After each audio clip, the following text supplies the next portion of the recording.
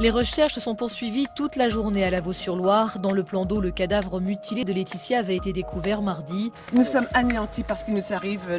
L'horreur de ce drame est inacceptable. Notre douleur est sans nom. Ces gens-là sont en liberté, c'est impossible. Quand on laisse sortir de prison un individu comme le présumé coupable, c'est une faute. Immédiatement, ces propos présidentiels sont jugés scandaleux par les magistrats. Je le dis très sereinement, mais il n'y aura pas une enquête de plus. On dira aux Français que tout a été parfait, sauf une petite jeune fille qui ne demandait qu'à vivre et qui a disparu.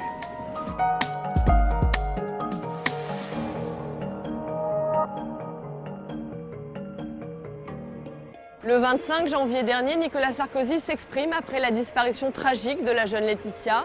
Un drame qui bouleverse l'opinion, d'autant plus que le principal suspect, Tony Meillon, a déjà été condamné une quinzaine de fois.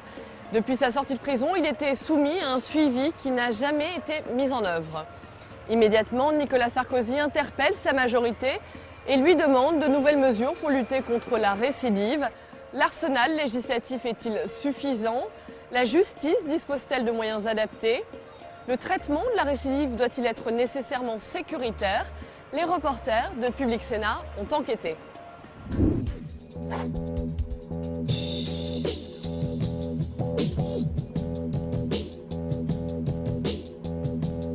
Mais avant de commencer cette émission, il nous a semblé important de vous donner quelques chiffres. Il y a aujourd'hui près de 65 000 détenus dans les prisons françaises. C'est un record historique. Parmi eux, près de 15% sont condamnés pour un viol ou une agression sexuelle. La récidive, elle, concerne 2,7% des crimes sexuels contre 4% pour l'ensemble des crimes. Enfin, 170 000 personnes sont suivies en milieu ouvert, c'est-à-dire qu'elles purgent leur peine en dehors d'un établissement pénitentiaire. Jean-René Le Serre, bonjour.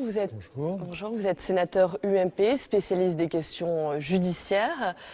Quand vous avez entendu le chef de l'État, comme on vient de le voir, suite à l'affaire Laetitia, demander de nouvelles mesures, une nouvelle loi à sa majorité dont vous faites partie, quelle a été votre réaction? S'il suffisait d'une loi pour régler un problème de société, ce serait vraiment très simple et malheureusement, les choses sont plus complexes. Dans la loi pénitentiaire notamment, il y a une idée très simple, qui est vraiment l'idée autour de laquelle j'aimerais qu'on axe l'ensemble des problèmes de lutte contre la récidive. La lutte contre la récidive et le travail de réinsertion sont l'avers et le revers de la même médaille. Si vous voulez effectivement réussir la lutte contre la récidive, il faut que vous réussissiez le travail de réinsertion. Quel est selon vous le dispositif le plus efficace en matière de lutte contre la récidive et en particulier la récidive sexuelle? Que faut-il faire? Le pire de la prison, c'est lorsque la prison est un temps mort, un temps qui ne sert à rien. Parce que la personne qui va en sortir, elle va en sortir la plupart du temps pire qu'elle n'y est entrée. En outre, vous avez dans les prisons un nombre de personnes souffrant de maladies mentales lourdes qui parfois sont en danger, mais parfois aussi sont dangereuses, qui est un nombre tout à fait impressionnant. Et là aussi, il n'y a pas de liaison entre la pathologie et la durée d'incarcération. C'est-à-dire qu'il ne peut pas y avoir de sanctions sans traitement? Bien sûr, il ne peut pas y avoir de sanctions sans traitement. À partir du moment, si vous voulez, où la peine de mort est abolie, bien évidemment, la prison doit être un moment qui permet à la fois un traitement pour des personnes qui souffrent de pulsions et qui ont besoin effectivement qu'on les aide à les contrôler, et également une période de réadaptation pour des personnes qui ne savent parfois ni lire ni écrire, qui n'ont aucune formation, qui n'ont aucune chance de trouver un travail et un logement lorsqu'ils sortiront. Après l'affaire Laetitia, Nicolas Sarkozy s'est donc de nouveau engagé sur le terrain de la lutte contre la récidive. Un discours récurrent pour le chef de l'État. Ces dernières années, à chaque fait divers, le gouvernement a décidé d'une nouvelle loi, une inflation sécuritaire que nous détaille Élise Ecardi. En France, une affaire inquiétante de récidive. Un homme de 42 ans, sorti de prison en mai dernier après avoir purgé 10 ans pour viol, a été écroué pour 3 nouveaux viols. Nous sommes en 2005. L'affaire Patrick Trémaud émeut la France entière. Le violeur des parkings multirécidiviste a encore frappé. Son mode opératoire était toujours le même. Il commettait les viols de nuit, dans des parkings souterrains, en utilisant des préservatifs. Nicolas Sarkozy, ministre de l'Intérieur, va rebondir sur ce fait divers. Il veut imposer un traitement médical à ces violeurs récidivistes de gré ou de force. Je souhaite que l'on sorte des tabous concernant le suivi médicamenteux de ces individus qui ne contrôlent pas leurs pulsions. Je souhaite qu'on puisse imposer ce suivi médicamenteux. La thématique ne quittera plus le futur président durant la campagne sur le thème de la sécurité en 2007. Le 10 août, 3 mois après son élection, promesse de campagne, la loi Dati met en place des peines planchées pour tous les récidivistes. Et pour les criminels sexuels, une injonction de soins. Ces criminels doivent être traités médicalement. Mais seulement 5 jours après ce nouveau texte, l'actualité va de nouveau imposer sa loi. C'est dans ce box de parking que le cauchemar du petit Ennis a pris fin hier soir vers minuit. C'est la police qui a découvert l'enfant dévêtu avec son agresseur. Le petit Ennis, 5 ans, victime de Francis Évrard, pédophile multirécidiviste, qui a été relâché de la prison de Caen 1 mois et demi plus tôt. Tollé dans l'opinion publique. Le président annonce qu'il veut une nouvelle loi et un durcissement des conditions de remise de peine pour les pédophiles. Les détenus de ce type, à la fin de leur peine, seront examinés par un collège de médecins. Et si ce collège des médecins reconnaît leur dangerosité, ils ne seront pas remis en liberté, ils iront dans un hôpital fermé. On ne peut pas laisser en liberté des prédateurs. En novembre de la même année, à la suite du fait divers Anne-Lorraine Schmitt, une jeune femme de 23 ans sauvagement assassinée dans le RER, le président revient devant les médias. Ce monsieur avait déjà fait une tentative de viol, même un viol. Il sort de prison. Et voilà que la première chose qu'il fasse, c'est un dimanche matin, cette petite jeune fille de 23 ans prenait le RER à 10h30 du matin, un dimanche. On ne peut pas dire qu'elle prenait des risques quand même. Et elle fait la mauvaise rencontre. Je le dis de la façon la plus claire, je demanderai au Parlement sur le texte de Rachida Dati d'imposer une peine de sûreté après la peine de prison à tous ces prédateurs. Après les avoir obligés à se soigner, le président veut maintenant garder les criminels sexuels en détention après la fin de leur peine. C'est la loi sur la rétention de sûreté de février 2008. Nicolas Sarkozy veut même que la mesure s'applique aux détenus déjà condamnés, contraire au principe constitutionnel de non-rétroactivité de la loi. Et l'actualité va encore frapper.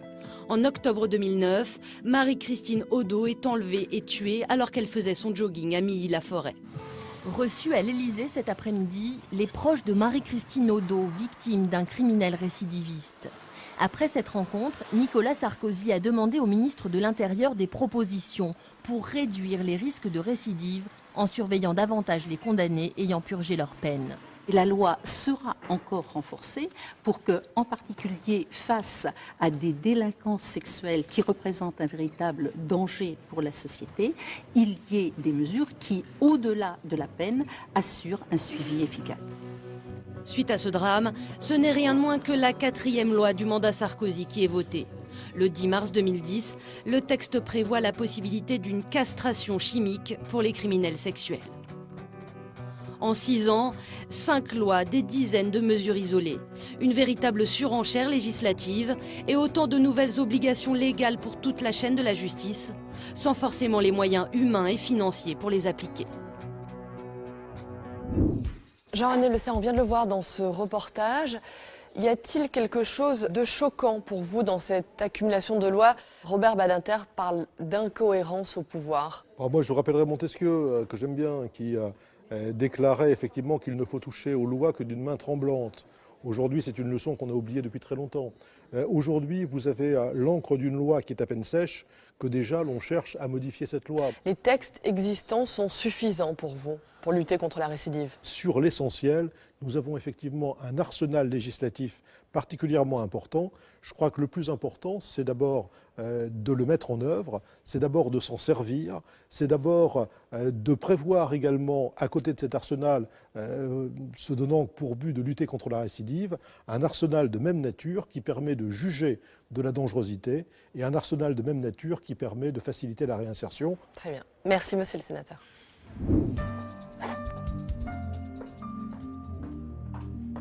Philippe Schmitt, bonjour. Tout d'abord, je vous remercie d'avoir accepté de témoigner. Votre fille, Anne-Lorraine, a été assassinée il y a 3 ans dans le RER. Le procès de son meurtrier s'est tenu en décembre dernier. Il avait déjà été condamné pour un viol sur la même ligne de RER. Il avait fait à l'époque 2 ans de prison. Depuis, vous vous battez pour faire changer les choses concernant la récidive. L'inaction, dites-vous, est infamante. Est-ce que le procès qui vient de se tenir vous a apporter certaines réponses. La décision de la cour d'assises nous a soulagés, parce que pendant au moins 18 ans, cet individu ne devrait pas de nouveau rôder sur la ligne D du RER et mettre de nouveau en danger la vie de jeunes filles ou de jeunes femmes. Vous demandez une réforme de l'application des peines. Pour vous, la perpétuité n'existe pas en France? Ah mais c'est évident, la perpétuité en France, la moyenne c'est 17 ans. Ça veut dire qu'il y en a qui font plus et il y en a qui font moins. Et je ne comprends pas qu'à partir du moment où une cour d'assises qui rend la justice au nom du peuple français prononce une peine, par derrière, en catimini, quelques années après, un juge d'application des peines ou un tribunal d'application des peines puisse détricoter ce qu'une cour d'assises a décidé. On l'entend, vous en voulez particulièrement au juge d'application des peines que vous qualifiez d'irresponsable. Vous parlez d'une magistrature autiste. Est-ce que vous avez eu l'occasion d'échanger avec eux? Je pense que c'est un état d'esprit. Et en ce qui concerne les agressions sexuelles, dans un premier temps, je suis un partisan de la tolérance zéro. En introduction, vous avez rappelé que l'assassin d'Anne Lorraine, pour un viol commis avec un couteau, il avait blessé sa victime, a fait 2 ans de prison. Pour moi, il y a une vraie référence morale. Dans le pays des droits de l'homme, et je me demande si c'est le pays des droits de l'homme et c'est pas le pays des droits de la femme, dans un pays qui chaque année organise une journée, je crois que c'est le 25 novembre, jour de l'assassinat d'Anne Lorraine, contre les violences faites aux femmes, la référence morale, le tarif, c'est quelqu'un qui viole une femme avec un couteau et qui la blesse, c'est 2 ans de prison. Là, il y a un vrai problème. Il y a, je vous rappelle, 75 000 à 80 000 femmes violées par an en France. Sur ces 80 000, 25% se suicident. Voilà les vrais chiffres. C'est comme ça qu'il faut voir le problème. Moi, les criminels ne m'intéressent pas. Ce qui m'intéresse, ce sont ces 80 000 femmes, celles qui se suicident. Et comment fait-on pour diminuer ce chiffre de 80 000, diminuer ce chiffre de suicide? Donc c'est à ce moment-là qu'on arrive à envisager le traitement de ces criminels. Mais ce n'est pas eux qui sont en première ligne, ce sont les victimes. Merci beaucoup pour votre témoignage. Alors on le voit, dans ce type d'affaires, est souvent mise en cause la responsabilité des juges d'application des peines, les fameux JAP, mais aussi les conseillers d'insertion et de probation. Ils sont chargés de suivre les détenus à leur sortie de prison. Nous avons choisi de leur donner la parole. C'est un reportage de Flora Sauvage. 2 mois après le meurtre de Laetitia Perret, le monde judiciaire est dans la rue. Magistrats, avocats, gardiens de prison et travailleurs sociaux manifestent leur colère face aux accusations dont ils font l'objet. Tony Meillon, l'auteur présumé du meurtre de la jeune fille, était suivi par le SPIP de Nantes, le service d'insertion et de probation.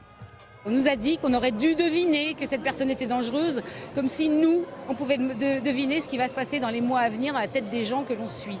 En fait, c'est ce qu'on nous demande. On nous demande de lire dans les boules de cristal, de deviner la dangerosité chez les uns et les autres. Évaluer la dangerosité et le risque de récidive des détenus ou des personnes condamnées par la justice, c'est le rôle des conseillers d'insertion et de probation. Dans le cas de Tony Meillon, le principal suspect dans le meurtre de Laetitia Perret, personne n'a rien vu venir. C'est quelqu'un qui était suivi pour des faits autres, qui n'avaient rien à voir avec les faits pour lesquels il est mis en examen. C'est quelqu'un qui a rencontré tous les services psychiatriques, le SPIP, le service de la formation professionnelle, l'ensemble des agents, des directeurs, des officiers. Donc c'était quelqu'un qui était connu. Comme il était récidiviste pour des faits de vol et de violence, il était connu. Et personne n'a jamais décelé la moindre dangerosité extrême, si les faits qui ont été commis sont les siens. Mais après, il y a des parcours, il y a des initiatives, il y a des actes qui sont commis sans qu'il y ait beaucoup de signes avant-coureurs. À Nantes, un conseiller d'insertion et de probation suit en moyenne 140 personnes par an, ce qui est considérable. On ne peut faire aucun suivi réel en voyant une personne 3/4 d'heure tous les 4 mois, parce qu'on ne la connaît pas. Or, on nous demande sans arrêt de faire des rapports sur une personne qu'on a vue une fois tous les 4 mois, 3/4 d'heure tous les 4 mois, c'est ridicule. Évaluer le risque de récidive, c'est le cœur du métier de ces travailleurs sociaux, mais cela prend du temps et le manque de moyens est réel. Chez les juges de l'application des peines, les dossiers s'empilent. Ce matin, Mohamed est convoqué dans le bureau du juge pour faire un point. Il a été condamné pour dégradation de biens publics. Vous vous rappelez que vous avez été condamné à une peine de travail d'intérêt général de 80 heures. Ça, c'était en mars 2010. Donc, le SPIP a cherché à vous faire exécuter cette peine. Moi, ce que j'ai, c'est que sur les 80, vous en avez exécuté 30. Donc on s'est rendu compte que c'était compliqué parce qu'il y avait manifestement un problème d'alcool derrière tout ça, dans votre comportement, votre attitude. Donc moi, je décide de vous convoquer le 12 avril 2011. Et alors là, donc vous venez pas. La question, donc l'alcool a été posée, vous en êtes où par rapport à ça? Là, j'ai diminué, quoi. J'ai diminué. Mais diminuer, ça veut dire quoi? Ça veut dire quoi comme consommation à peu près diminuer?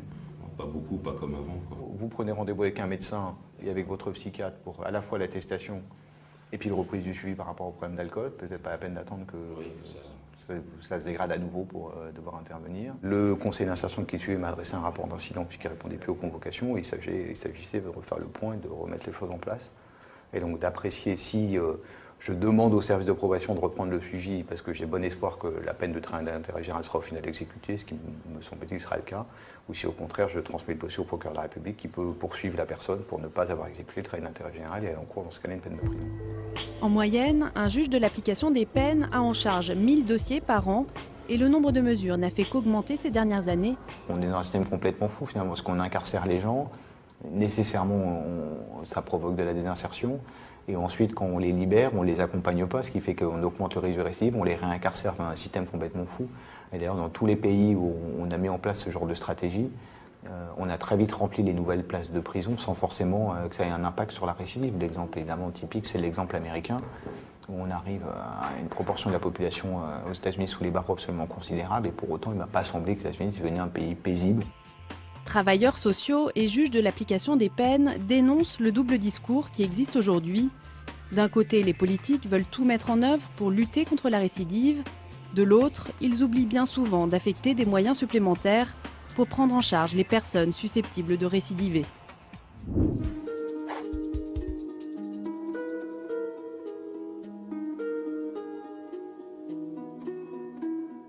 André Valigny, bonjour. Bonjour. Vous êtes député socialiste, spécialiste des questions de justice. On le voit dans ce reportage, la justice manque de moyens.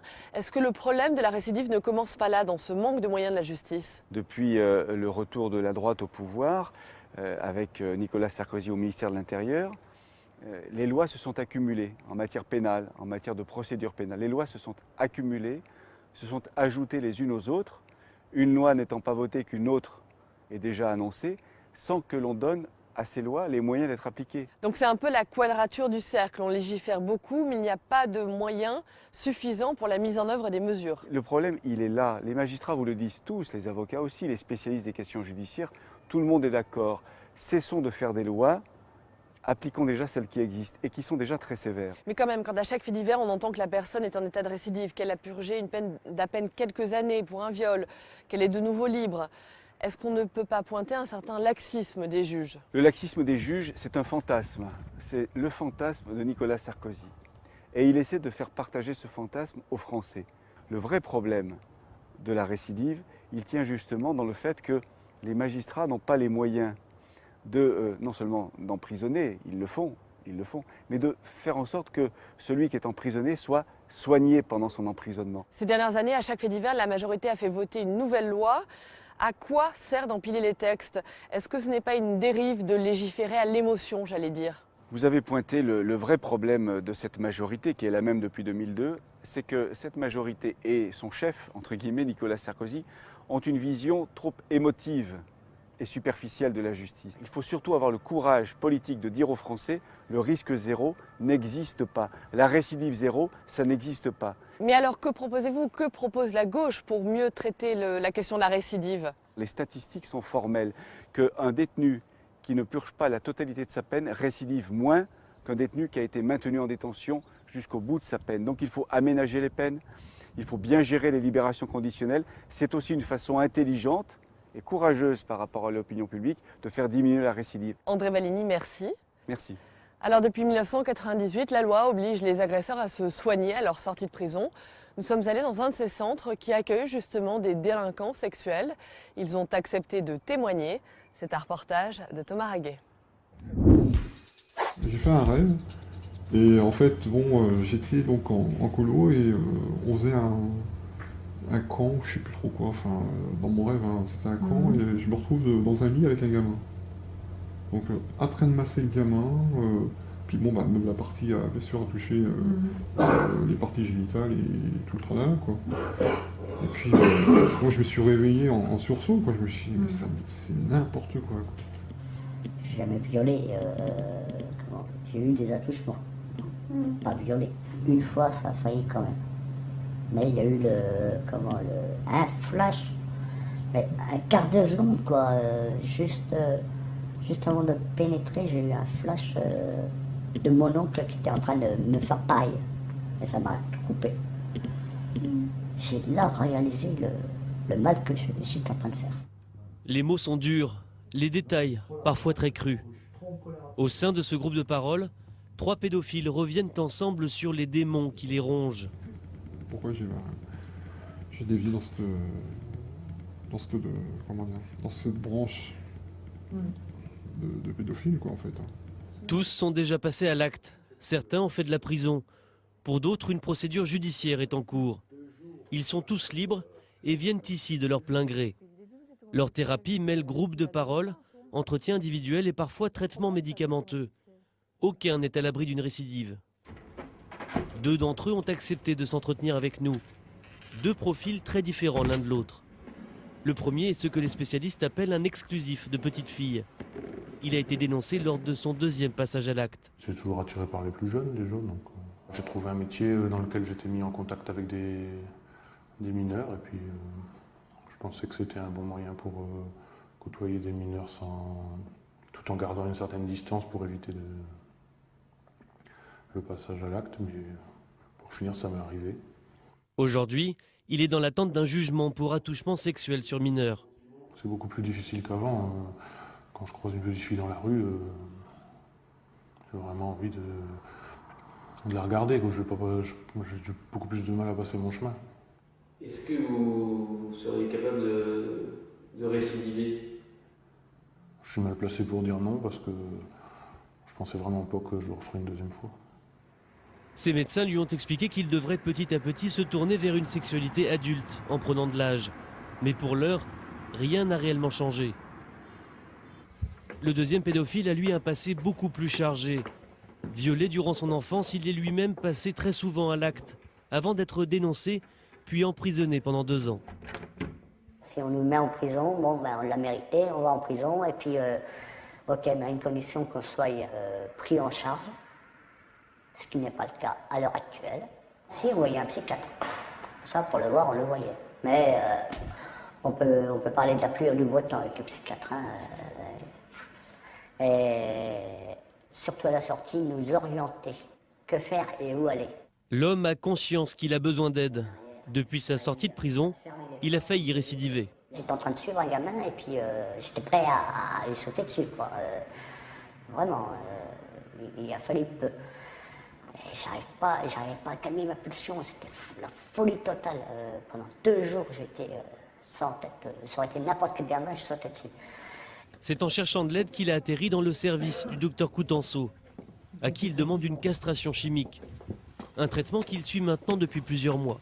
Décrivez-moi très simplement un peu comment le produit, donc le médicament, a modifié un peu vos fantasmes, ce que vous aviez en tête.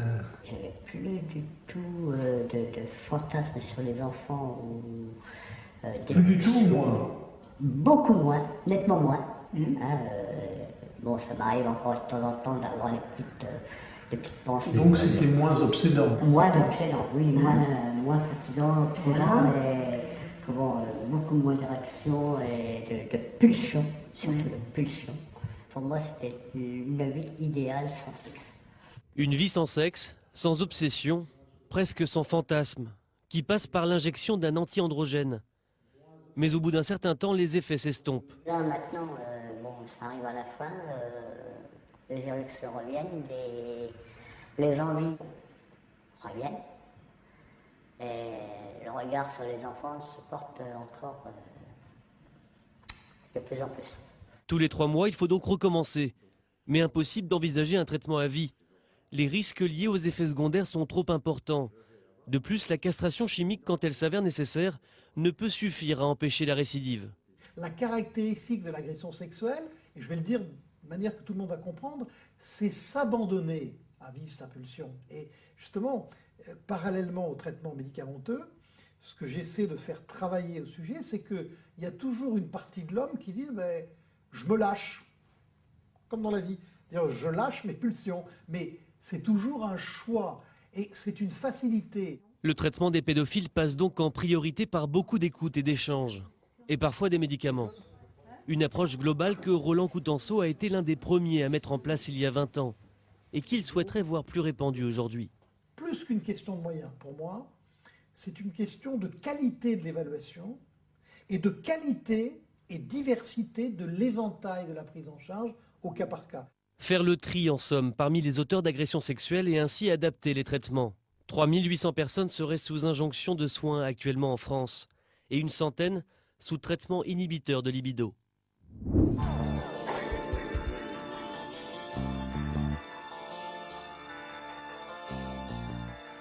Michel Mercier, bonjour. Bonjour. Merci d'avoir accepté de nous répondre. Chaque drame, chaque fait divers nous le rappelle. Il est très difficile de traiter de la récidive criminelle, et en particulier la récidive des délinquants sexuels. Pourquoi? C'est difficile d'abord parce qu'il y a à la fois, et heureusement, peu de cas de récidive, 4%, mais c'est 4% de trop. Ce sont en plus des faits qui blessent profondément les gens. Et puis, c'est aussi une matière où on n'est jamais sûr du résultat. Et toute la politique que l'on met en place tourne autour d'une idée simple. Il faut qu'on puisse mesurer la dangerosité de l'individu au moment où il entre en prison, s'il est condamné, et au moment où il sort de la prison. Justement, dans le reportage qu'on vient de voir, les agresseurs nous disent « J'aurais voulu être soigné en prison, je ne l'ai pas été ». Comment se fait-il qu'il n'ait pas reçu le traitement qu'il demande? Certains, en tout cas. D'abord, il y a des soins en prison. Le ministère de la Santé, qui est responsable de la politique sanitaire dans les prisons comme ailleurs, met des moyens. Alors, c'est aussi la même chose, c'est que ce n'est pas parce qu'on est soigné qu'on est guéri.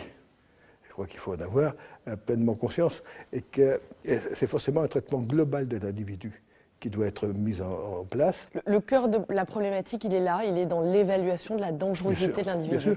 Bien sûr, on est dans un système qui doit être de plus en plus scientifique. Et il faut qu'on puisse mesurer cette dangerosité. Cette dangerosité, c'est une notion qui est difficile à quantifier, mais on peut l'appréhender à travers des croisements de disciplines. Depuis l'élection de Nicolas Sarkozy, plusieurs lois ont été votées, les peines planchers, la surveillance et la rétention de sûreté, la LOPSI 2. Cet arsenal législatif est-il vraiment nécessaire? Est-il efficace? Voyez-vous, chacune des lois que vous citez a apporté un élément à la lutte contre la récidive. Par exemple, les peines planchers, comme le nom l'indique, sont des peines minimales qu'il faut fixer, et ça marche bien. Est-ce qu'il faut les étendre aujourd'hui? La loi LOPSI 2 va les étendre. Et donc, on va avoir une extension de ces peines planchers. Je crois que c'est un bon système. Est-ce que vous pouvez nous dire aujourd'hui si la récidive a baissé depuis l'arrivée de Nicolas Sarkozy au pouvoir en 2007? Et je ne vais pas vous dire qu'il n'y a plus de récidive. On est à peu près à 4% de récidive aujourd'hui. On a eu plus. On a aujourd'hui moins de cas de récidive. Je me suis basée, moi, sur les chiffres vraiment du ministère. Les taux de récidive pour les délits sexuels, il a progressé ces dernières années de 3,5 en 2006, 3,8 en 2007. On est à 4,3 en 2008. C'est aussi parce qu'on poursuit plus. On poursuit plus? Et on poursuit plus, et on poursuit sous des incriminations réelles. Donc ça n'invalide pas les mesures prises? Je ne pense pas du tout que ça invalide les mesures prises. Une dernière question, c'est également en prison, où l'on constate également un manque de moyens, manque de place, manque de personnel soignant, pas assez de médecins et coordonnateurs. Que peut faire le gouvernement? Ça fait beaucoup de manque. La justice n'a jamais été aussi stricte que sous le quinquennat de Nicolas Sarkozy. Aujourd'hui, on a 65 000 personnes, pratiquement, sous les verrous. On a 56 500 places de prison. On en construit tous les ans, on en rénove comme jamais on en a fait. Monsieur le ministre, merci. Voilà, c'est la fin de cette émission. Vous pouvez la revoir sur notre site internet publicsénat.fr. Merci de nous avoir suivis et à très bientôt.